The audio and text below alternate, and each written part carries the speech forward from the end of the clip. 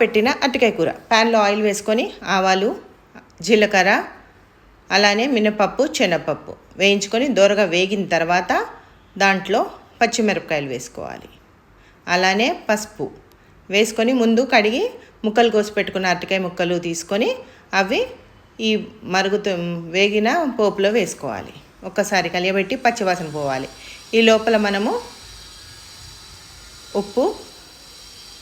తగినంత ఉప్పు వేసుకొని ఆవపిండి నానబెట్టుకోవాలి. 1/2 స్పూను.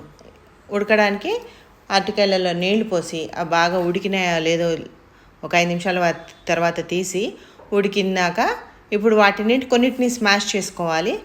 ఇప్పుడు కారం వేసుకొని కలియబెట్టి నీళ్ళంతా ఇంకిన తర్వాత దాంట్లోకి కొత్తిమీర, అలానే ముందు నానబెట్టుకున్న ఆవపిండి ఉంది కదా అది, ప్లస్ ఒక నిమ్మకాయ, చిన్న నిమ్మకాయ పిండేస్తే అంతేనండి.